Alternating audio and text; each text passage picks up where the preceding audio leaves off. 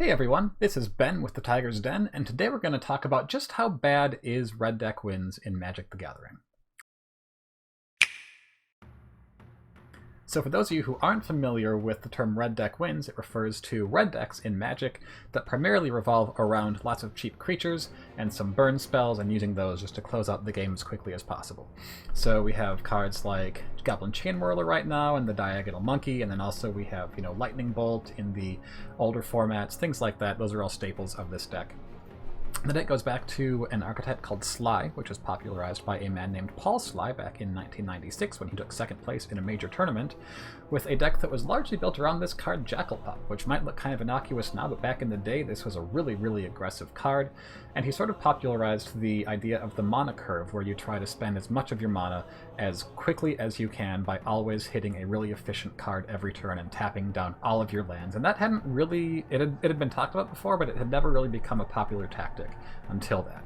So now we have Red Deck Wins, which is basically the descendant of the Sly deck, and ever since Paul Sly sleeved up that list, this has been a force somewhere in Magic. It may not always be the best deck, but it is usually playable across formats. It is playable in Standard right now, obviously, in Modern, in Legacy. I don't know about Vintage because I do not follow that format at all.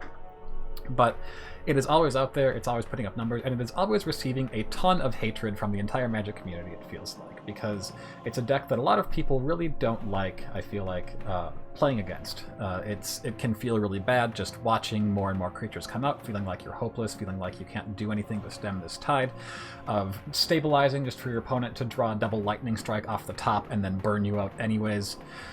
But I feel like I wanted to ask, how bad is Red Deck Wins actually? Not as a deck, but how bad is it for the format of Magic the Gathering, for the game of Magic the Gathering?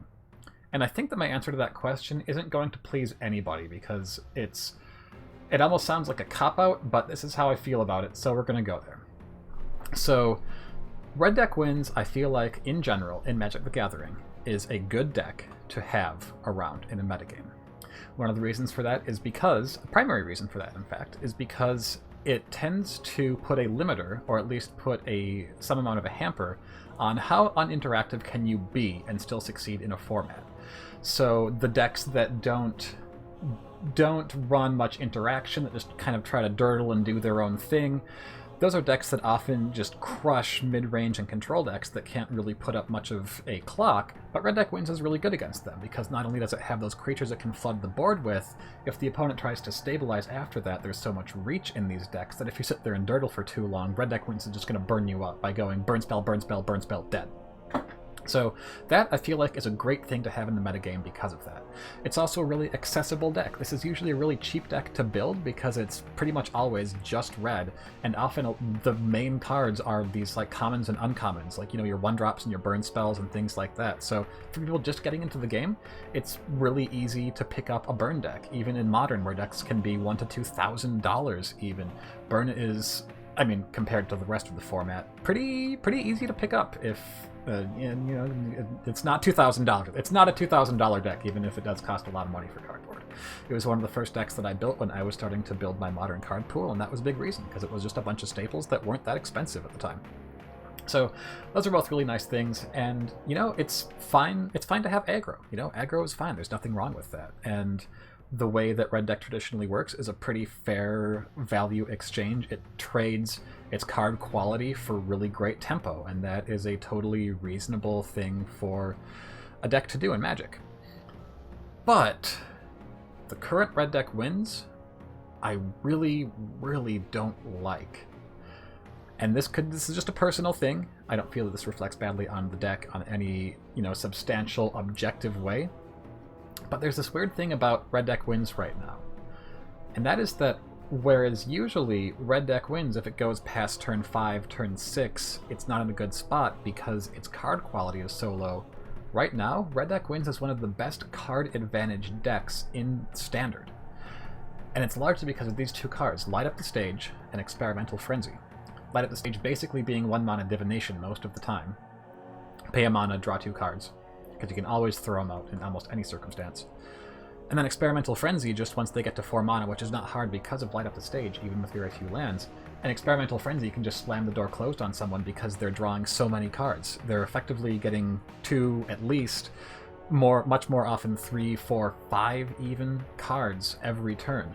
And that is absurd for an aggressive deck, and that has changed the red deck wins matchup for most decks from one where traditionally the way that you would play a mid-range or control deck against red deck wins is as an exchange of resources. We go 1 for 1 on cards, you play your card, I take some damage, but then I kill it. You play a burn spell at me, my health is lower, but now you're down a card. And eventually the control player or mid-range player can stabilize the board and then turn the game around and put the pressure back on red deck wins, where red deck wins is top decking their 1/1s and the mid-range player is top decking their Lyra Dawnbringers. However, that isn't really a good strategy against red deck wins right now. And the reason for that is these cards, because if you let the game get to that point, they're going to outdraw you by so many cards that they will just win if you can't close the game out really quickly in like the turn 4 to 7 range. And so, because, you know, I've had games where I'm playing as my mid-range deck and I mouse over my opponent's deck and I see this person has drawn 12 more cards than me and they're the aggro match and I am sitting here with a card advantage deck. And that feels so bad to me. And again, this is just my experience playing. It's not necessarily anything that's broken about the deck. If the deck were broken, it would be putting up more consistent results in best of 3 and in paper tournaments, and it's not. So this isn't a power level thing. This is just a player perception and play feel thing.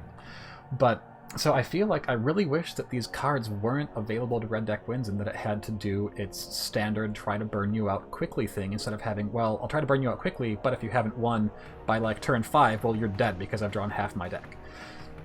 So I feel like, you know, if maybe Spectacle on Light Up the Stage cost a black instead of a red, or if Experimental Frenzy because it's Izzet themed were blue-red instead of just red or something like that, that, you know, that could have been really cool and it would have made an interesting decision about, do I want to play straight up red deck wins or do I want to splash a color for these other cards that are really powerful but then I have less consistency and I can't do things like play Goblin Chainwhirler because of the 3 red and the cost. That would have been really interesting, but instead we have these cards that are just obvious auto-includes that give the deck a completely different axis that it can fight on to outgrind decks that would usually have a chance of winning by outgrinding and now can't. So, and I feel like red deck wins is at its best when it is being that format policeman that takes the uninteractive decks and curb stomps them. Whereas it's worse against the interactive decks. But now it's good against the interactive decks too, because of that grindiness, and it really folds to the ones that can put pressure on them back. And that is so antithetical to how I feel like red deck wins is the best as a format staple when it is doing. So again, that is just my personal thought, and you know, people are saying, well, at least red deck wins rotates soon, because, you know, rotation's coming up. It loses Chainwhirler, it loses the Diagonal Monkey, Fanatical Firebrand for those who aren't familiar with the term, because it's the monkey that's always diagonal like 100% of the time. I can't even remember the name of the card sometimes because of that nickname. This is what I call it. But I feel like, sure, those cards are rotating, but is red deck wins rotating? Like it loses Vyashino Pyromancer and Cthulhu Lava Runner too, but I feel like red deck wins is just the best 1-drops and burn spells that it can muster, which is always going to be a lot of good cards. We got a good spoiler for it yesterday from Throne of Eldraine, the 1/1 haste knight that buffs other knights when it attacks for strike. And those 1/1s and burn spells aren't going anywhere. It's going to have those cards. They may not be quite as good, but all decks are losing a lot of power because we're going to be working with about half the cards in a couple of weeks that we're working with right now. So everyone's losing power across the board, not just red deck wins. And at the same time, these card advantage cards were both printed in the Guilds of Ravnica block, so they're going to stay around for another year. So red deck wins will continue to have this axis where it can just trade value for a little while and then outgrind you in the late game. So I'm sorry to those of you who are waiting for it to rotate. Sure, it's going to lose a fair amount of power because those are good cards that are rotating, but I don't think that the deck is going anywhere. In fact, I expect it to do pretty well early in the format, because new formats, red deck wins often does really well just by being a very linear deck that can win as you stumble to find your pieces. So again, that's just my feeling about it. Let me know what you think in the comments, if you think that I'm completely right, if you love red deck wins, if you think that it's gonna completely die when rotation hits, you know, any of those things. I'd love to hear what you think. So just give it a comment, like, subscribe if you liked it, all those great things. Thank you very much for listening, and we will see you guys later. Bye-bye.